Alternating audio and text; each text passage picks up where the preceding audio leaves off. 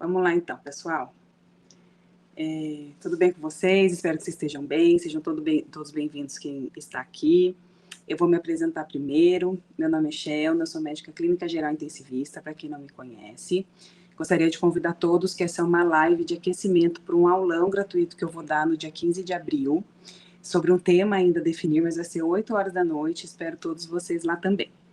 E a aula do tema de hoje foi uma que o pessoal votou, né, lá no Instagram. Eu gostei muito do tema, que é via aérea definitiva, que é um dos temas assim mais importantes e que talvez seja o mais crucial que a gente tem que saber, o procedimento médico, que pese muito no atendimento ao paciente, que faz toda a diferença no atendimento e na sobrevivência, né, na condução do paciente de uma maneira geral.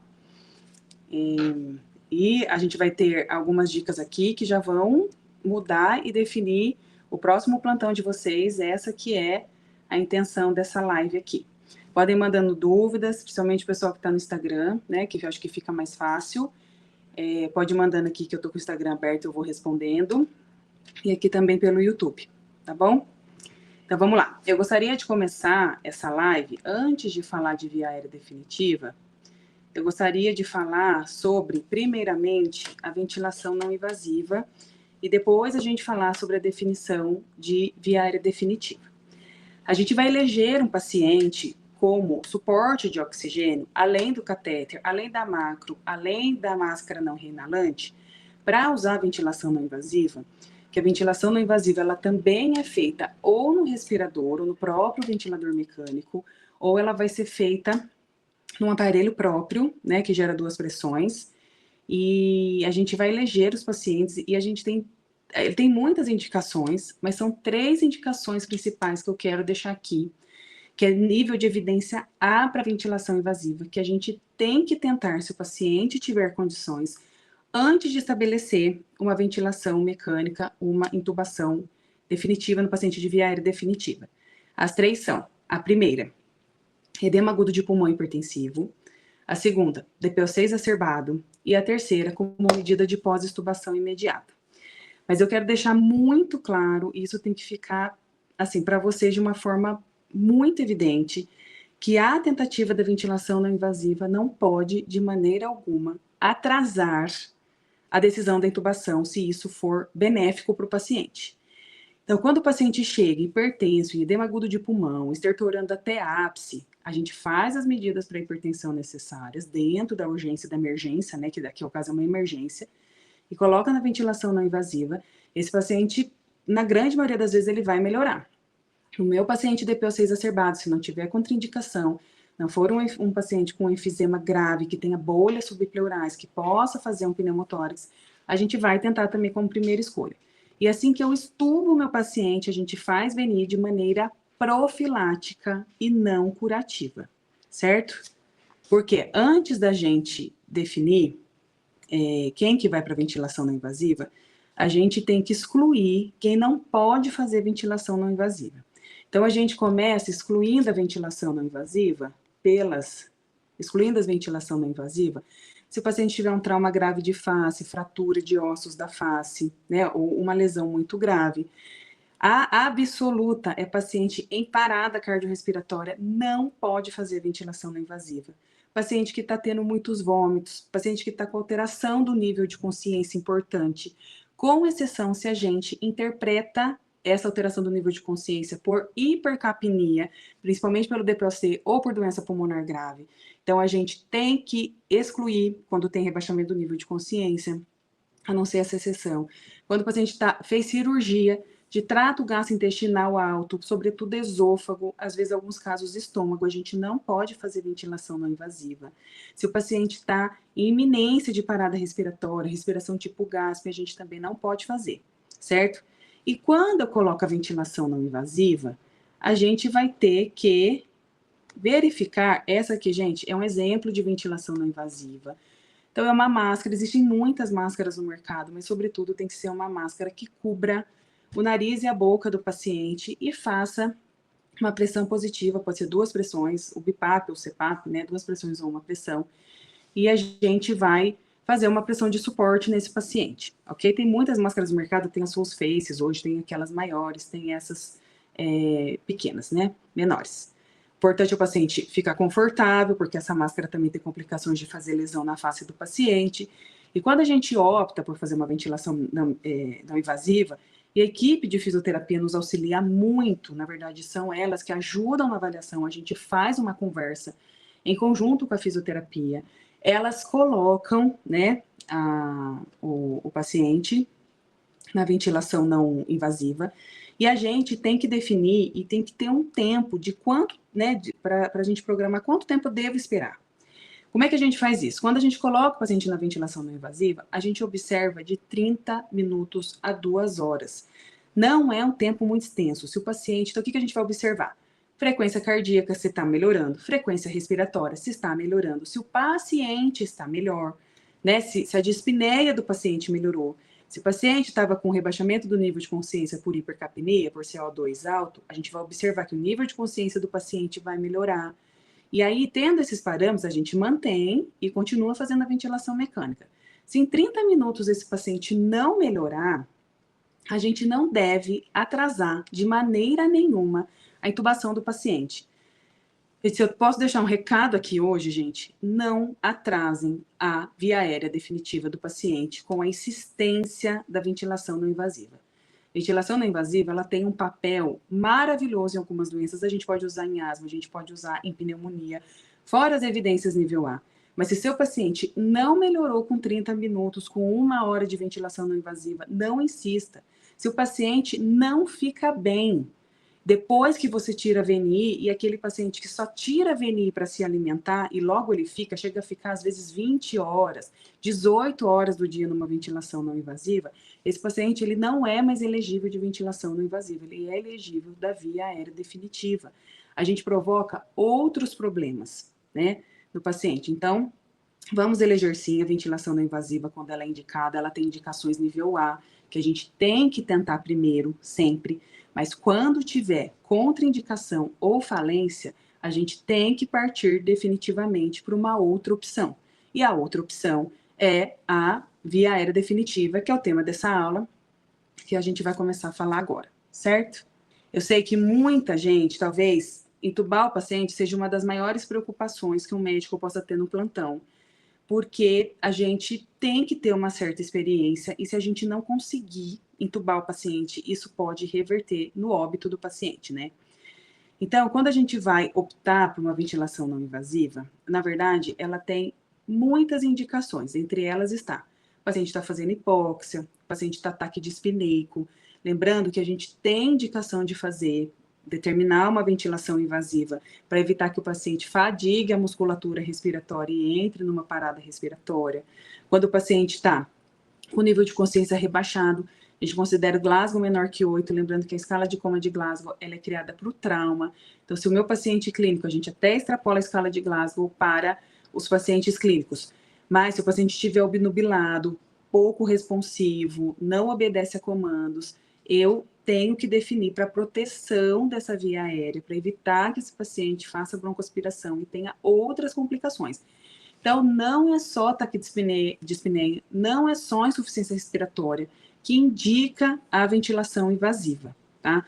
Também o paciente pode estar eupneico, pode estar sem nenhuma alteração do trato respiratório, e pelo nível de consciência por Glasgow rebaixado nos casos de trauma, e até se eu calcular o Glasgow no paciente dos casos clínicos também que a gente acaba fazendo, definitivamente, se tiver menor do que 8, ou se entre uma avaliação e outra, mais ou menos dentro de 2 horas, ele tiver um rebaixamento de 2 a 3 pontos do Glasgow, eu tenho que partir por uma ventilação, por uma via aérea definitiva, uma ventilação mecânica, para eu proteger a via respiratória desse paciente, porque ele não está capaz de proteger e vai broncoaspirar e ter outros problemas.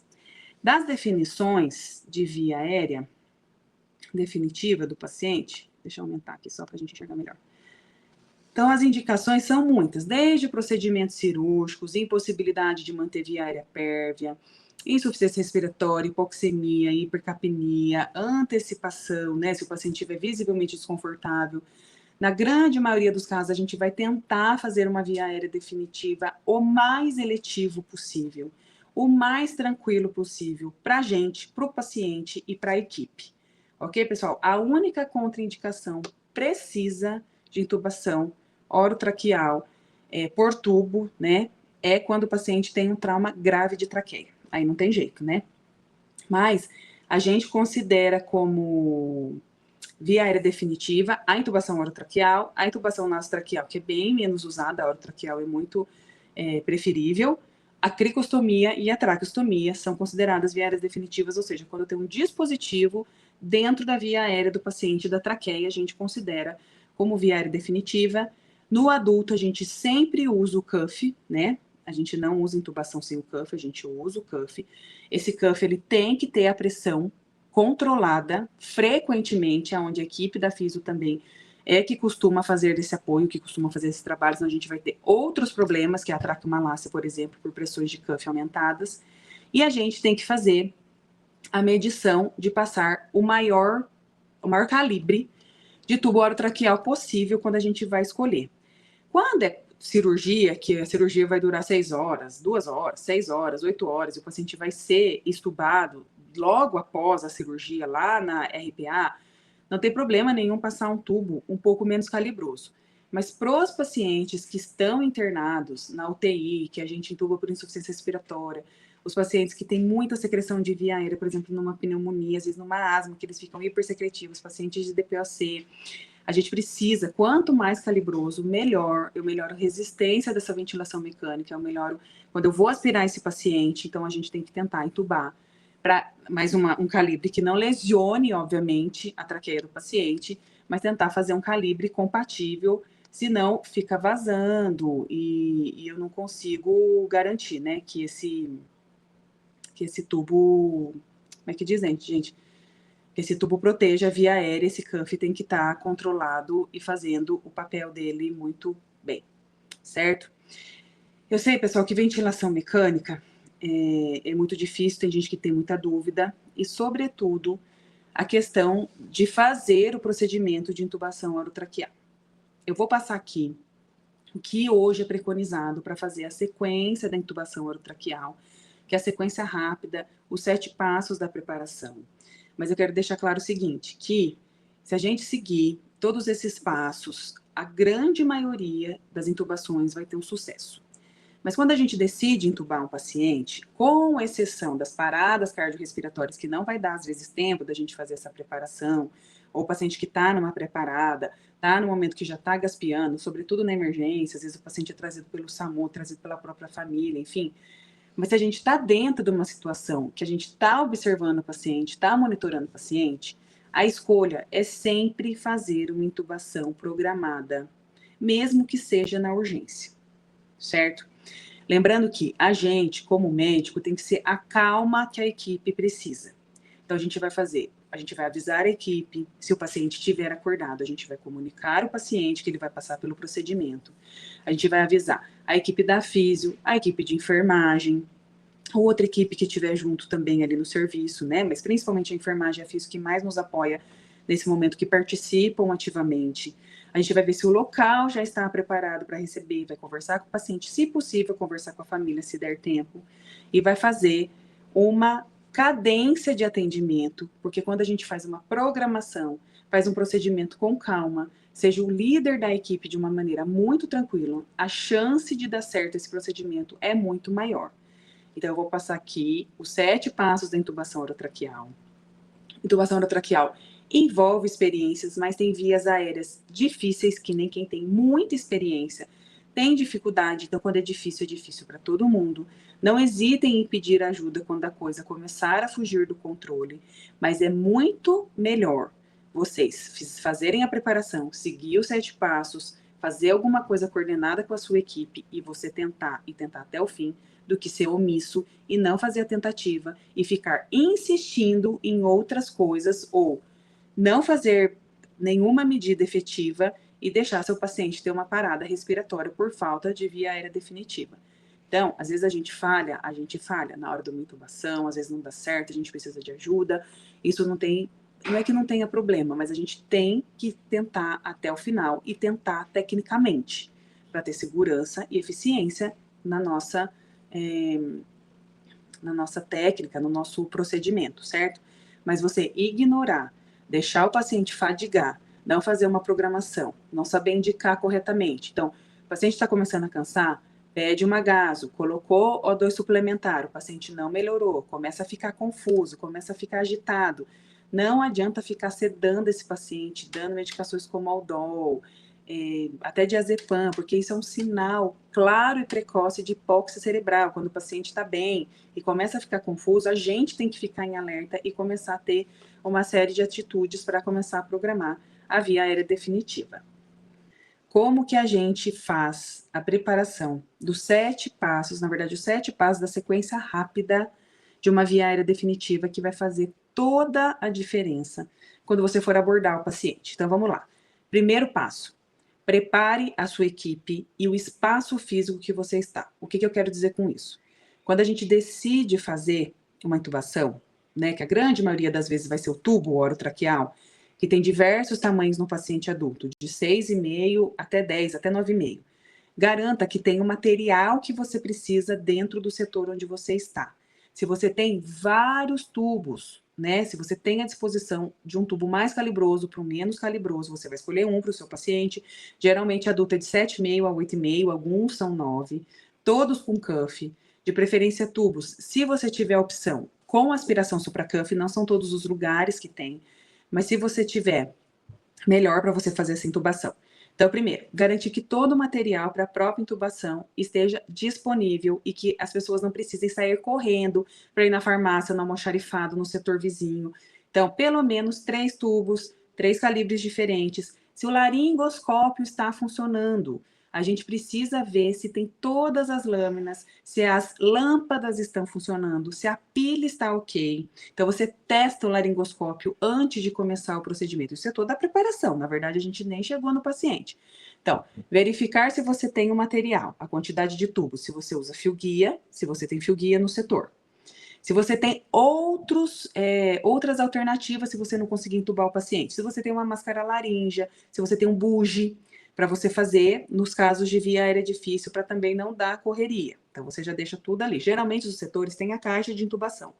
Então, isso é para ser checado de tempos em tempos, né? Mas se não tiver, a gente precisa, é obrigação nossa verificar junto com o pessoal da enfermagem se está tudo ok. Se o aspirador da parede está funcionando, se eu tenho circuito para aspirar esse paciente, se eu tenho sonda para aspirar o paciente, que eu vou precisar aspirar na hora que eu começar o procedimento. De novo, se o laringoscópio tá ok, se a lâmina que eu vou usar geralmente nos adultos é a lâmina 4 curva, se eu tenho lâminas maiores ou menores, A3 ou A5, geralmente, se a lâmpada tá ok, porque bem na hora que você faz a laringoscopia, né, se essa lâmpada apagar, seu procedimento já era, né, essa é a verdade, já é um transtorno. E se o aspirador está tudo ok, se a oferta de oxigênio no local está tudo ok, se meu ambu está funcionando. Então, eu tenho que ter um ambu limpo para esse paciente para eu começar o procedimento. Então, tudo começa na preparação do material e do ambiente.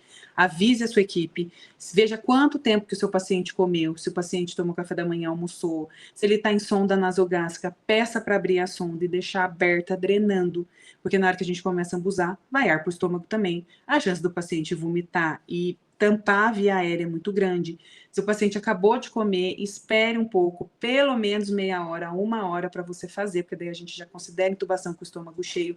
Então tem que ser uma sequência mais rápida ainda de intubação, porque a chance desse paciente vomitar e broncoaspirar também é grande. Então, quando a gente decide por intubação, a gente também pede para colocar o paciente em jejum, se tiver com sonda, abre. Avise a equipe da enfermagem.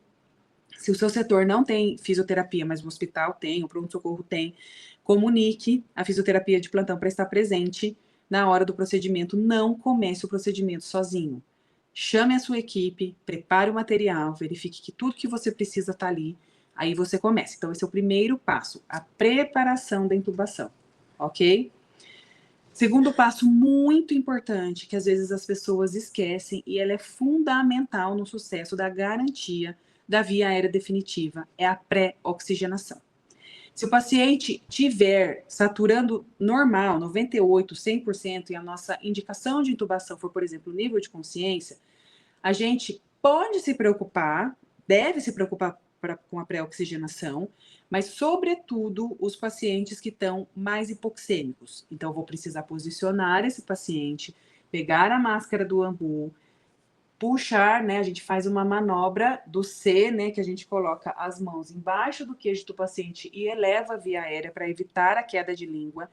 E, se possível, se o paciente tolerar, a gente ventila por 5 minutos no ambu.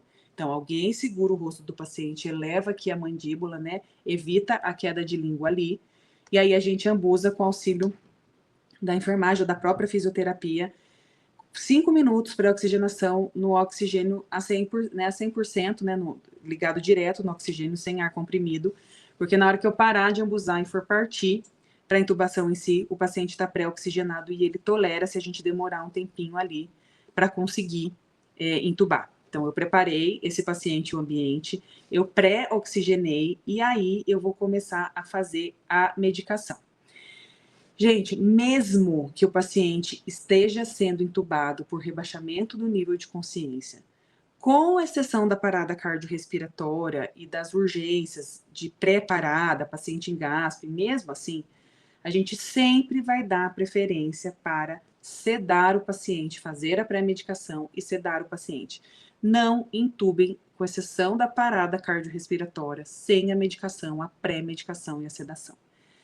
A laringoscopia é um dos procedimentos que mais geram dor no paciente, isso já é comprovado. Pacientes que são intubados, acordados, é uma experiência terrível para o paciente, para a equipe, é uma dificuldade.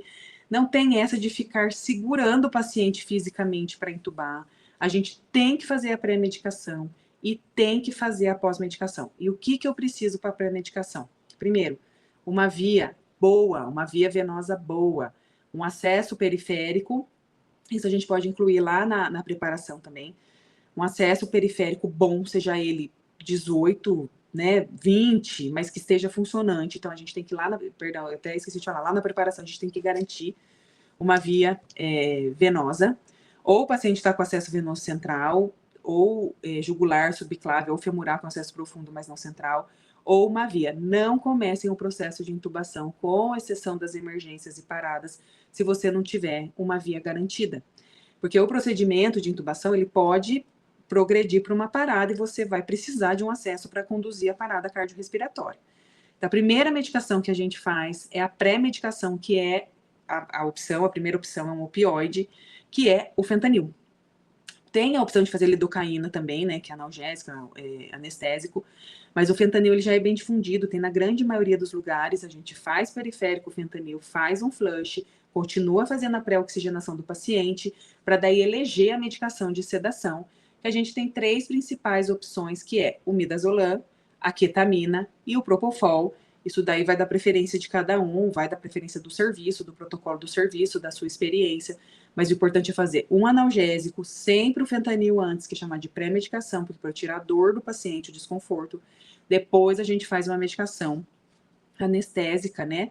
Seja o propofol, o dormonide ou a ketamina, uma das 3. E nisso, o tempo todo, a gente está ambusando e oxigenando o paciente. E aí a gente parte para uma outra medicação, que é o bloqueador muscular, que pode ser a succinilcolina ou o cisatracuro. A questão do bloqueador neuromuscular é que a gente tem que ter certeza que a gente vai conseguir entubar o paciente. Porque senão a gente entra, porque enquanto eu estou ventilando o paciente e fico na situação, ventilo, mas não entubo, eu garanto a oxigenação do paciente enquanto eu estou ventilando com o ambu, igualzinho eu faço a pré-oxigenação. A partir do momento que eu faço bloqueio muscular com a succinilcolina ou com o cisatracuro, se eu não conseguir entubar o paciente, eu entro na situação não ventilo e não entubo. Quando isso acontece, ou eu tenho que ter preparo técnico para partir para uma cricostomia ou uma traqueostomia, né? Normalmente a crico, que é a mais rápida. Então, ou eu tenho que ficar ali tentando e pré-oxigenando o paciente e tentar uma outra alternativa como uma máscara laríngea, ou tentar a intubação, né? Depois, se eu não conseguir ventilar, eu tenho que ter alguma alternativa. Esse paciente vai parar, porque a musculatura vai parar, o paciente vai cair a saturação e fazer uma parada cardiorrespiratória por hipóxia. Então, a gente só faz a succinilcolina quando o paciente tem garantia de que a gente vai visualizar. Uma das opções, é saber se o paciente tem uma Lampate 1 ou 2, né? Porque o 3 e 4, que são os mais difíceis, às vezes a gente faz a opção de não fazer. Porque se eu tenho dúvida se tecnicamente, pela anatomia do paciente, eu não vai conseguir entubar, pacientes de pescoço curto, às vezes paciente mais obesos que tem dificuldade, né, da movimentação da mandíbula, boca, abertura de boca. Se a gente tem alguma dúvida de que a gente não vai conseguir, é melhor que não faça succinilcolina se a gente não tem treinamento técnico para uma outra opção de via aérea definitiva que seja crico ou atráqueo. Porque se o paciente entrar na situação não ventilo e não entubo, o paciente vai fazer hipóxia e vai parar por causa disso e pode vir a ter a óbito. Então, cuidado com o bloqueador neuromuscular em algumas situações, vocês têm que avaliar antes se anatomicamente o paciente tem alguma dificuldade para intubação, certo? E aí depois, o que a gente vai fazer? A gente vai posicionar o paciente. Posicionamento do paciente, ele é fundamental para o sucesso da intubação. Na minha opinião, ele é pelo menos 50% desse sucesso. 50% da garantia de que esse paciente ele vai ser intubado. O que é o ideal do posicionamento do paciente? É a posição olfativa, que eles chamam, né? Oposição do cheirador. Não adianta hiperestender o pescoço de uma maneira não controlada. Já vi gente colocar a cabeça do paciente para fora da maca para tentar entubar. Isso não funciona. Qual que é a recomendação? A gente usar coxins.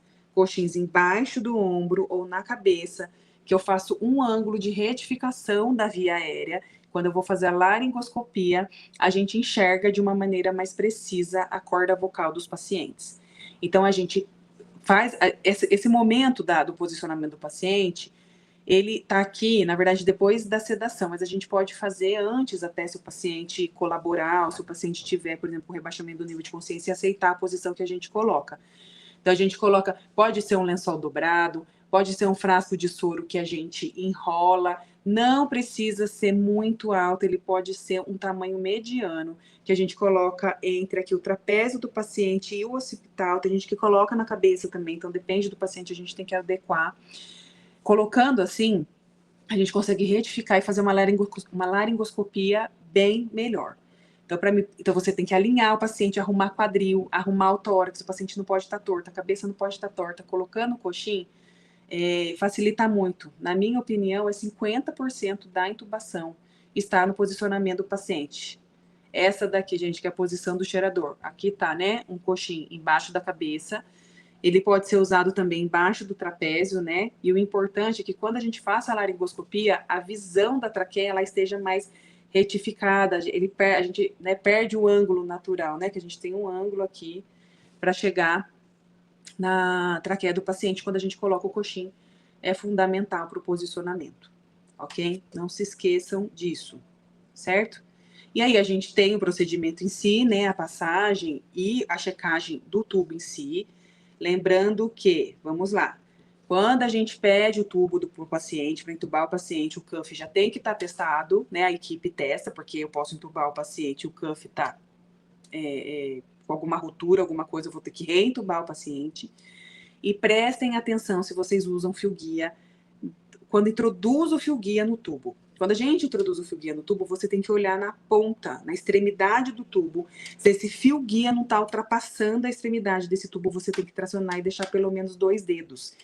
Eu já vi, algumas vezes, de uma forma catastrófica, o fio guia ultrapassar a ponta do tubo e ele vem lesionando a faringe, a laringe, até os anéis traqueais iniciais. O paciente faz enfisema subcutâneo, faz lesão, às vezes até grave de traqueia, por uma coisa que é totalmente evitável. Então, a gente tem que olhar. Pessoal, prepara o tubo, coloca o fio guia quando a gente usa a luva, tá, pessoal? Lembrando que o procedimento de intubação, você tem que estar de touca, de máscara, de luva, não precisa estar de capote, mas precisa estar com alguma proteção, seja com a roupa privativa, né, ali dos setores fechados, centro cirúrgico, UTI, até nas salas de emergência, né, nas salas vermelhas, às vezes o pessoal usa roupa privativa. Se quiser colocar o capote, não tem problema nenhum, mas não é um procedimento totalmente estéreo, né? Então, mas tem que estar com os EPIs. máscara, mas que a gente vai entrar dentro da via aérea do paciente, a proteção é para a gente, né, também, na verdade. Então, máscara, touca e luva. Chequem aonde o fio guia está. Às vezes o fio guia escorrega, ultrapassa a ponta do tubo, tracionem, prestem atenção. Lembrando da técnica da intubação, o laringoscópio ele deve ser, mesmo se você for destro, a gente se posiciona na cabeceira do paciente, né? Então a cabeça do paciente está aqui. Você tem que ficar numa altura. Se a cama tiver regulagem, você pode regular. Se a cama tiver cabeceira, a gente tira, ok? E nisso, né, a gente tá fazendo a pré-oxigenação já. Laringoscopia. Mão esquerda, entra com o laringoscópio pela comissura labial direita e rechaça a língua.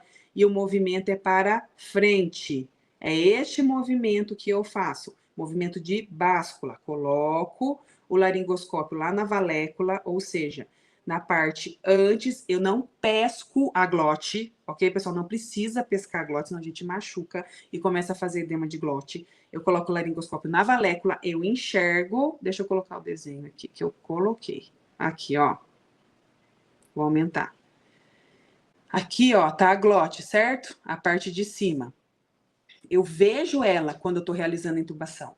Então, o meu laringoscópio, ele entra na valécula, que é entre a via aérea, a mucosa da via aérea e a glote.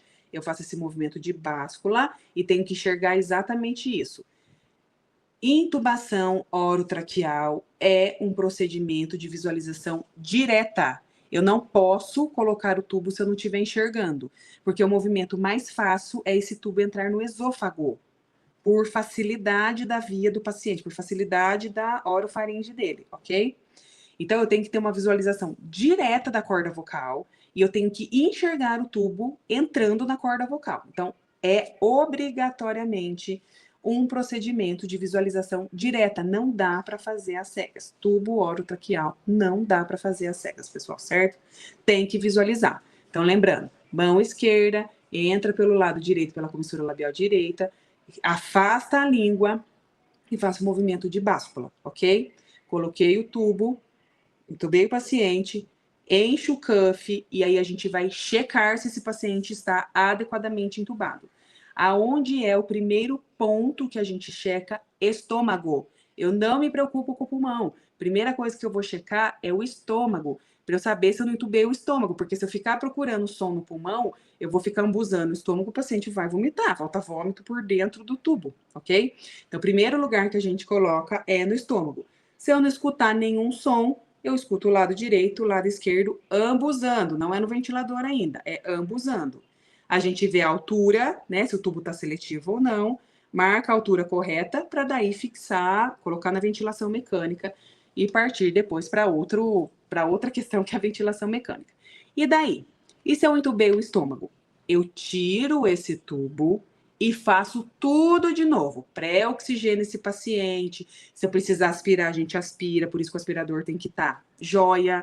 Então, a gente vai aspirar, senão vai começar a voltar conteúdo gástrico na boca do paciente. Então, aspiro bem esse paciente. Volta a fazer pré-oxigenação. Pega um tubo novo. Não utilizem o mesmo tubo que vocês entubaram o estômago. Ok? Nada de ficar enfiando o tubo, tirando o tubo, o mesmo tubo, não. Peguem o tubo novo, prepara o paciente de novo e começa a ver se a posição do paciente está ok, se precisa mudar alguma coisa, enquanto isso a equipe vai pré-oxigenando, aspira se precisar e começa tudo de novo, ok? Então precisa, primeira coisa que a gente checa é o estômago, certo? Se tiver, troca e tenta fazer de novo com um tubo novo. Basicamente, gente, a garantia de uma via aérea definitiva é essa, né? Intubação orotraqueal com um tubo adulto, né? Eu só falo de adulto, crianças eu não costumo falar, não tenho experiência, mas é assim que a gente faz nas indicações. Depois que eu entubo o paciente, a gente vai fazer todo o preparo de sedar esse paciente adequadamente, de programar o respirador, né? De fazer esse paciente ventilar, tudo mais que ele precise, né? Erguer a cabeceira faz muita diferença, né? A gente ergue a cabeceira, posiciona o tubo, fixa o tubo, né? Conforme o protocolo de cada hospital, aspira se precisar, coloca no ventilador, com alguma maneira da gente não deixar essa ventilação sem umidificação, seja um filtro, seja um umidificador do próprio ventilador, senão todo o tubo propicia rolha, e aí o paciente começa a entrar em insuficiência respiratória de novo, porque formou uma rolha dentro do tubo. e aí perde todo o trabalho, a gente tem que trocar o tubo, que é um outro trabalho. Certo, pessoal? Vocês têm alguma dúvida? Vocês querem perguntar alguma coisa sobre ventilação não invasiva ou via aérea definitiva, que eu não falei aqui, ou que eu falei, vocês têm alguma dúvida, podem mandar algumas perguntas. Porque a intenção dessa live era essa, né, falar principalmente da sequência rápida, que o fato da gente intubar não é só a intubação em si é um dos passos. Eu tenho que preparar bem esse paciente, eu tenho que preparar a minha equipe, eu tenho que ser a calma que a minha equipe precisa. Não adianta a gente se apavorar e gritar e, enfim, né, perder o prumo, porque é a gente que tem que fazer o procedimento, né, um procedimento médico com o apoio todo da enfermagem, da fisio, que é fundamental. Então, você tem que estar numa orquestra, bem orquestrado com a sua equipe. Comunique seu paciente se ele estiver acordado, comunique a família se possível, se der tempo. Haja o mais rápido possível, mas haja de uma forma coordenada, programada, com calma, que o sucesso da intubação vai ser 90% garantido, certo? Pessoal, a live vai ficar disponível aqui no YouTube e no Instagram por um tempo determinado. Nós teremos mais uma live, a terceira live, que o tema vai ser estados hiperglicêmicos, hiperosmolares e cetoacidose, semana que vem, lá no Instagram tem a data, sempre às 8 horas. E eu espero vocês para o nosso aulão, dia 15 de abril, às 8 horas da noite, com o tema a definir ainda. Que aí, se vocês tiverem sugestão de temas, mandem aqui também, para o aulão, que eu ainda estou escolhendo, mas a ideia é fazer o mais completo. Eu vejo que vocês gostam bastante de tema de emergência, então muito provavelmente vai ser esse o tema, né? Algum assunto sobre emergência. E agradeço a participação de todo mundo. Espero vocês na próxima live semana que vem e no nosso aulão dia 15 de abril. Boa noite a todo mundo. Se vocês ainda tiverem dúvidas, podem deixar aqui no Instagram ou lá ou no YouTube, aqui no Instagram, aqui no YouTube, né, que tá vendo nos dois, que eu vou respondendo. Tá bom, pessoal? Boa noite para todo mundo.